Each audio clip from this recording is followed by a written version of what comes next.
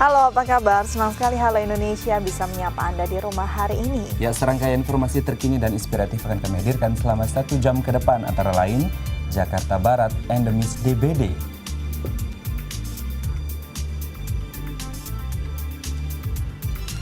Selain itu ada pula upaya melestarikan kain khas Batak. Iya, Halo Indonesia hari ini juga akan membahas tentang program 1000 pohon, selengkapnya dalam segmen Bincang.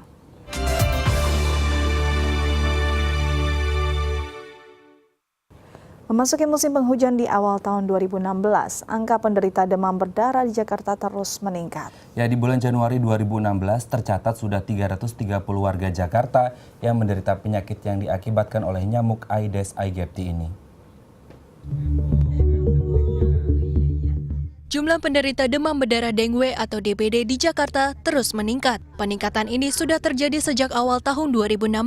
Tercatat ada 330 warga Jakarta yang menderita DBD di bulan Januari 2016. 25% di antara penderita tersebut terjangkit di kawasan Jakarta Barat. Menurut Yulia Munir, selaku Kesejahteraan Sosial Jakarta Barat, wilayah seperti Cengkareng menempati posisi teratas dalam indikator pasien demam berdarah dengue terbanyak di Jakarta Barat, disusul dengan Kecamatan Kalideres dan Grogol periode Januari hingga Februari 2016. Biasanya yang tertinggi di Jakarta Barat yaitu adalah Kecamatan Cengkareng dan Kecamatan Kalideres tadi, karena memang di situ adalah banyak ditemukan masyarakat kumis ya. Kemudian di Grogol ini tiba-tiba melejit dengan angka penderita ininya konsisten, ada terus setiap minggunya di minggu keempat Januari gitu ya. Salah satu pasien yang terjangkit penyakit demam berdarah adalah Fuad. Anak berusia 17 tahun ini sudah 4 hari terbaring di kamar 333 RSUD Cengkareng akibat tergigit nyamuk Aedes aegypti setelah pulang sekolah di kawasan Cengkareng. Setelah sempat ditangani puskesmas, Fuad langsung dirujuk ke RSUD Cengkareng akibat gejala DBD yang dialaminya. Yang dirasa itu pertama waktu kena panas, pusing, mual, tapi nggak muntah. Terus pilek juga batuk, ya, perut sedikit sakit.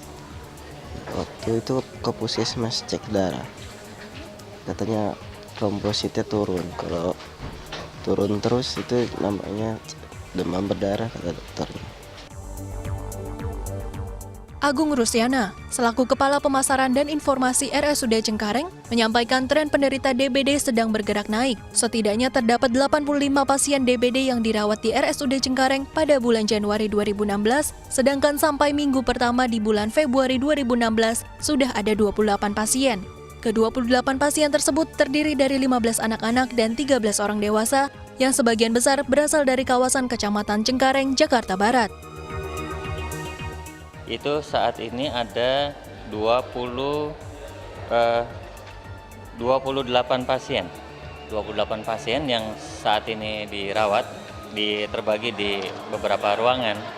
Jadi dapat kami sampaikan sampai data tanggal 5 itu memang kecamatan yang paling banyak itu dari Cengkareng.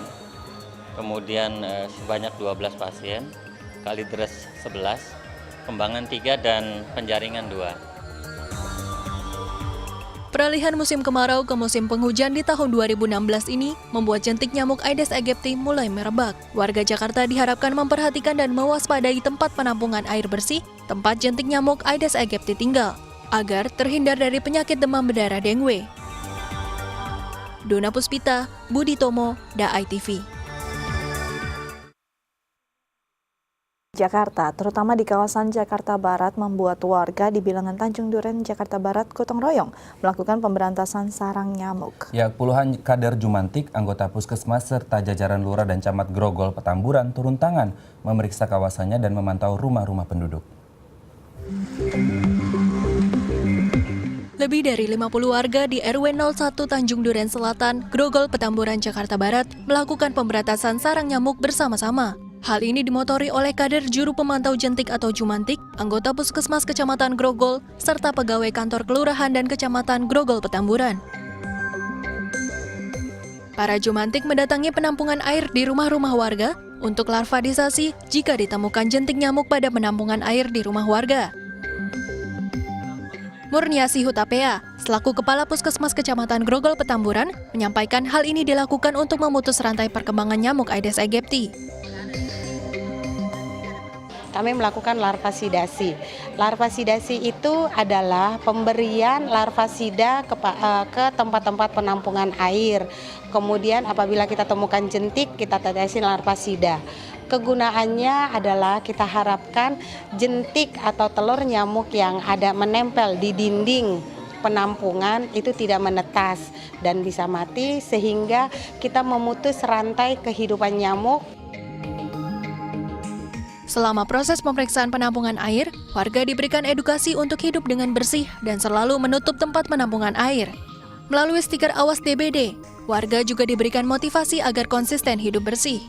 Pemberian motivasi ini adalah dalam rangka membentuk warga yang peduli terhadap kesehatan dan lingkungannya, karena warga diharapkan bisa menjadi juru pemantau jentik yang mandiri atau self-jumantik. Dewi Satyasari, selaku Kepala Suku Dinas Kesehatan Jakarta Barat, menyampaikan warga bisa melakukan sendiri tindakan pemberantasan DBD sebagai jumantik yang mandiri. Satu RT itu berapa rumah? Sangat banyak rumah, sehingga yang diperlukan sekarang adalah self-jumantik atau jumantik mandiri. Jadi marilah kita menjadi jumantik di rumah kita sendiri. Yuk kita bersihin di rumah kita lihat mana ada air tergenang apa enggak. Dan bukan cuma bak mandi, kalau sekarang kan udah mulai banyak shower segala macam. Bukan cuma bak mandi, pertama adalah dispenser. Kadang-kadang dispenser itu kan ada yang tempat apa sih, air yang tampungan airnya tuh, kalau yang dari negeri yang suka tumpah-tumpah. Peribahasa mencegah lebih baik daripada mengobati nampaknya bukan sekedar peribahasa, karena melakukan tindakan pencegahan seperti pemberantasan sarang nyamuk tersebut bisa meminimalisir angka terjangkitnya penyakit demam berdarah. Dona Puspita, Budi Tomo, DAI TV. Pada awal Februari lalu, pihak Badan Pusat Statistik atau BPS mengeluarkan pernyataan mengenai pertumbuhan ekonomi Indonesia sebesar 5,04% pada triwulan 4 tahun 2015 lalu. Ya, angka ini dinilai menjadi angka tertinggi jika dibandingkan dengan triwulan sebelumnya di tahun yang sama. Sepanjang tahun 2015, Badan Pusat Statistik atau BPS mencatat, pada kuartal 4 tahun 2015, Indonesia mengalami pertumbuhan ekonomi dengan angka mencapai 5,04%. Angka ini termasuk pencapaian tertinggi jika dibandingkan dengan 3 triwulan sebelumnya, dengan masing-masing sebesar 4,73% di triwulan pertama, 4,66% pada triwulan kedua, dan 4,74% pada triwulan ketiga. Perkembangan ekonomi dalam negeri menjadi salah satu faktor pendukung terjadinya pertumbuhan ekonomi di Indonesia, dengan total kumulatif 4,8%. Selain itu, perkembangan inflasi yang terkendali hingga akhir tahun 2015 pun ikut mensukseskan pertumbuhan ekonomi Indonesia. Hal ini terbukti dari harga kebutuhan pokok yang cukup terkendali hingga akhir tahun lalu. Optimismenya sih kalau kan dibandingkannya dengan triwulan 4 2015, karena triwulan 4 2015 masih masih ada penggenjotan dari anggaran pemerintah juga di akhir tahun masih kemarin ya, sehingga pasti akan ada dampak. Barangkali ya bisa saja para pengusaha itu melihat bahwa kalau awal tahun itu kan gitu dari sisi